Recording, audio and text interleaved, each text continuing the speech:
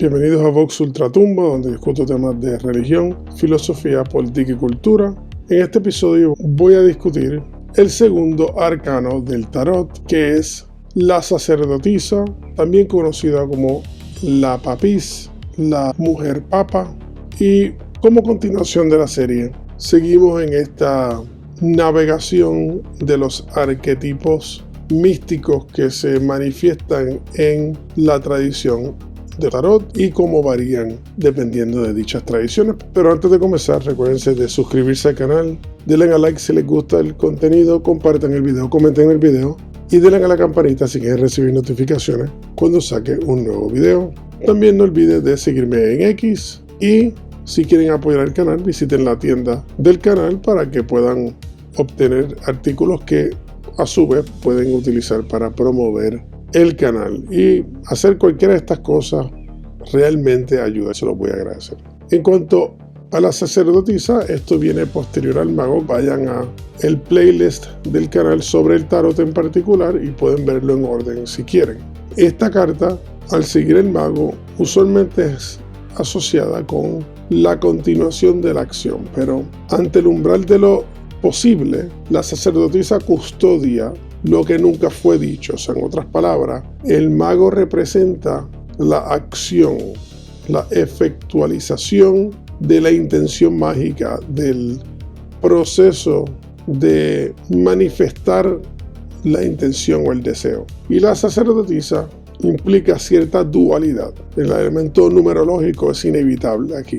Así que ella es una puerta a un secreto. ¿Por qué le decían la papisa? Bueno, cuando la carta y los arquetipos se hicieron, había un conflicto entre las tradiciones antiguas donde en ciertas sectas del paganismo había mujeres sacerdotisas, o sea que eso sí existía. De hecho, en algunas tradiciones paganas, la dualidad entre lo masculino y lo femenino era muy importante. Así que había roles para hombres y roles para mujeres. Eso siempre ha sido así y siempre será así. Pero en el caso espiritual, algunos cultos tenían secciones completamente separadas para mujeres, incluyendo roles de liderazgo que eran únicamente para mujeres. Por ejemplo, en la tradición de augurar el futuro, de predecir posibles alternativas, basado en el estudio de tripas de animales, de piedras, de caracoles, ese tipo de adivinación. En algunas sectas se mantenía exclusivamente en el ámbito femenino. Eso era el acto de las mujeres, no los hombres. Los hombres tenían usualmente en otras sectas otras tradiciones, otras formas de hacer trabajo. Y similarmente, en el medioevo, las culturas y las religiones que se enfocaban en elementos solares, por ejemplo, usualmente tenían sacerdotes exclusivamente masculinos. O sea que había una división de trabajo dependiendo del enfoque de la secta. Y claramente el cristianismo, con sus elementos solares, pues no tiene un sacerdocio femenino, porque realmente el enfoque de la religión no es eso. Mismo pasa también en la India. Las sectas Shaktas, por ejemplo, que son las sectas que tienen liderazgo femenino, son religiones que se enfocan en la madre divina, en el augurio, ese tipo de cosas. Y ahí uno encuentra las mujeres asumiendo un rol diferente. Las religiones que son nuevamente solares o con un enfoque de justicia, autoridad, etcétera, tienen que ser patriarcales y tienen un sacerdocio masculino. Y en la vida cotidiana de la antigüedad esto no era nada extraño, sino que era algo muy común.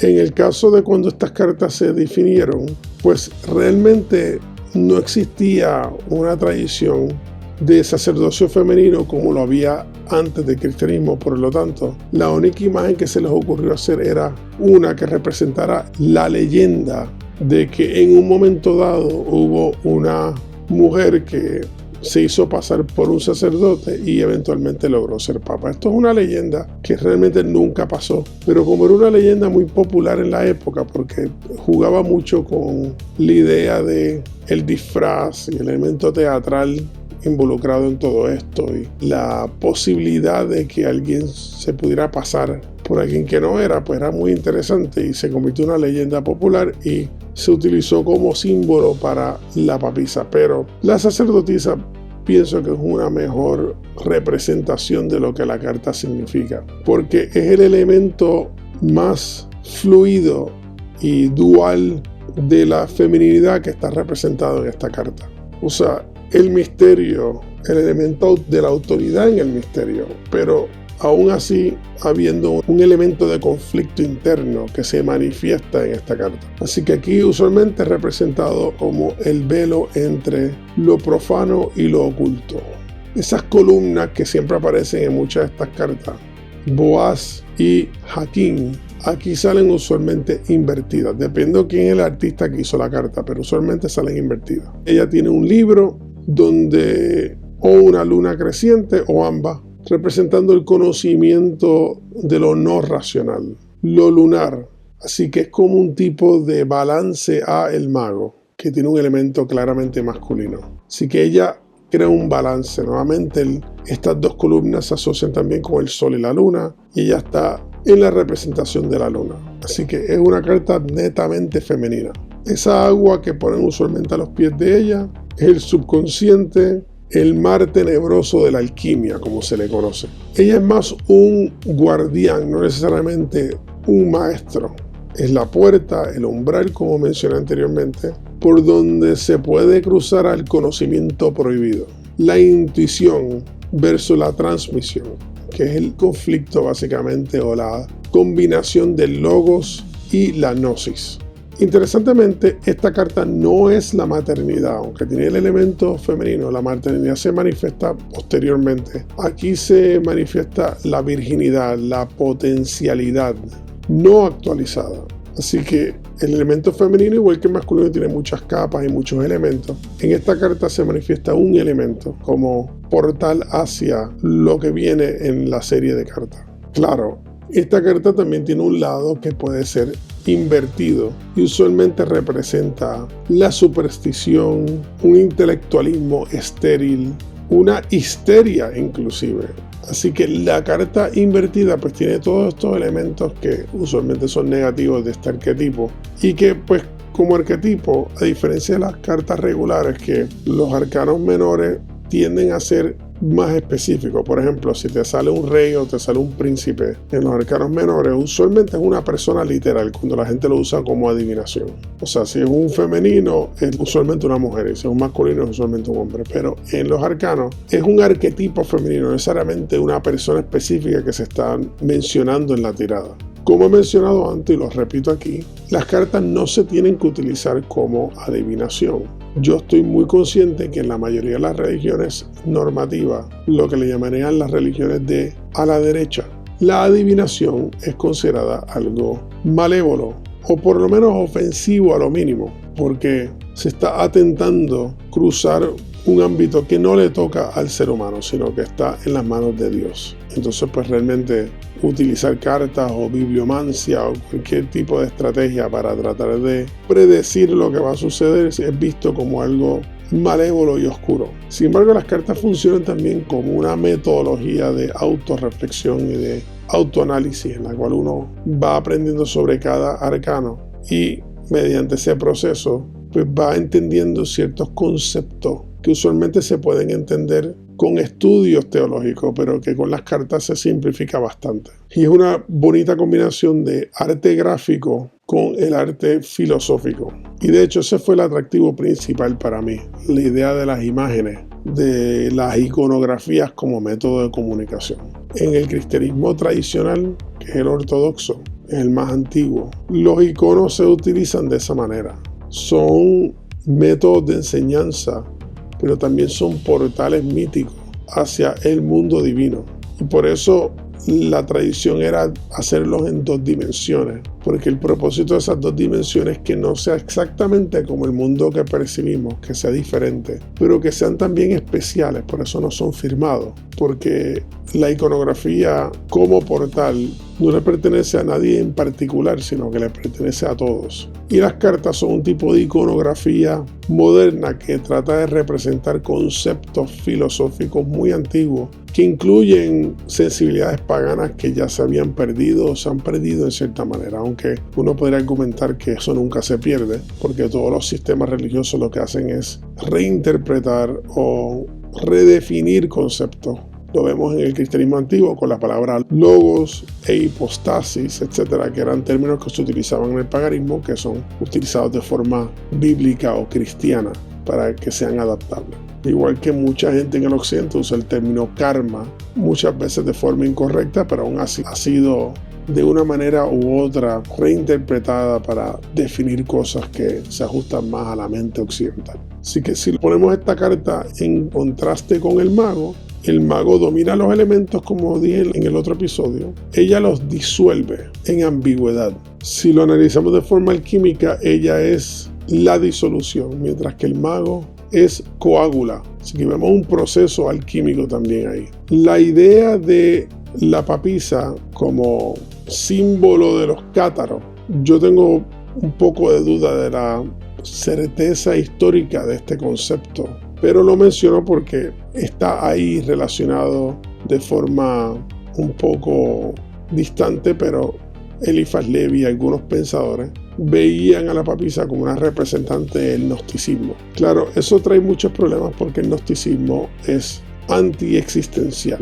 O sea, el gnosticismo plantea de que la tierra en la que vivimos y la existencia que tenemos es falsa o inclusive perversa, y que fue creada por un ente malévolo y que este ente malévolo nos tiene aquí en prisión.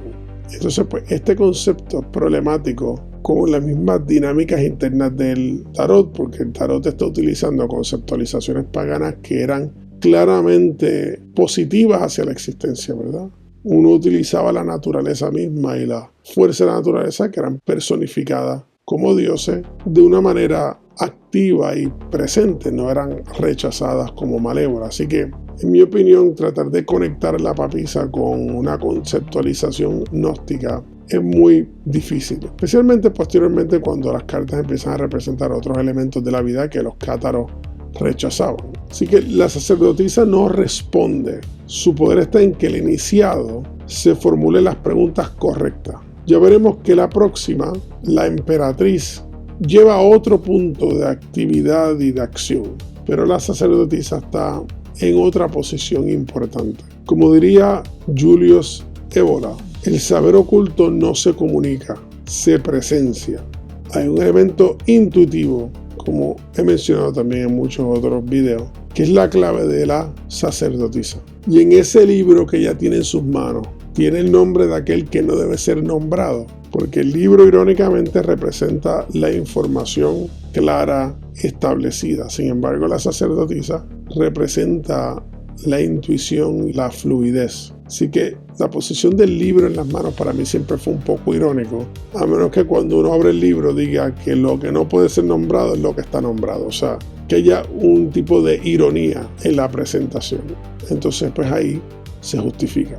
Así que espero que este viaje los ayude a comprender las vastas posibilidades que tienen las cartas para autoanalizarse. Porque, por ejemplo, esa carta, cuando yo la veo y la estudio, dependiendo la fórmula mágica del artista, siempre representa el elemento del interior. Al igual que es a través de una madre que venimos al mundo y salimos a este mundo exterior, es a través de la sacerdotisa que entramos a un mundo interior. Es como un proceso en reversa de entrar a la matriz. Y esto muchas culturas lo han estudiado. Por eso es que, por ejemplo, los taínos en el Caribe, especialmente Puerto Rico, República Dominicana, etc., hacían sus mayores eventos religiosos en cuevas. O sea, ellos tenían los eventos externos, donde inclusive ponían sus petroglifos con la representación de sus ancestros. E inclusive se cree que enterraban los ancestros ahí mismo, en el Yucayeque, y hacían entonces los rituales sociales públicos, colectivos, en este ámbito con los ancestros.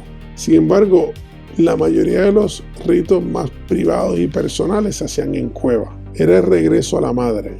Y en muchas culturas, incluyendo anterior a la humanidad misma, en la época que los arqueólogos le llaman paleolítico, etc., la mayoría de las tradiciones religiosas se efectuaban en cuevas. Así que hay un elemento de la caverna, del regreso al vientre, en la magia de la sacerdotisa.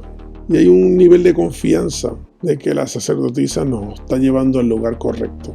Perder el miedo del proceso. que es muy importante, y que cuando salimos de nuestra madre, pues la confianza está implícita. Aquí nadie nos dio a escoger, pero en estas cartas hay un tipo de reversa en la cual está el loco que se tira a la deriva a estudiar, a aventurar, a ver qué va a pasar, y entonces está el mago que empieza a dominar los elementos y toma acción. Entonces está la sacerdotisa, que es un portal por el cual regresamos a la búsqueda del interior, y ahí estamos escogiendo, no fue impuesto. Así que el proceso en sí es muy hermoso, y por eso se le conoce como un libro, porque es como un libro esotérico, místico, de arquetipo tras arquetipo, y a su vez pintado. Y siempre cuando uno consigue cartas, pues esas cartas que uno consigue pues tienen estos elementos que pueden estar favoreciendo un estilo a otro, cartas más oscuras, cartas más livianas, y eso lo escogen ustedes, cuáles son las que realmente se ajustan mejor a su necesidad. Así que espero que el tema lo hayan encontrado interesante. No olviden de suscribirse al canal, denle a like si les gusta el contenido, compartan el video, comenten el video y denle a la campanita si quieren recibir notificaciones, y estén pendientes a los próximos episodios. Los pondré en el playlist. Así que gracias por estar conmigo. Nos vemos en la próxima.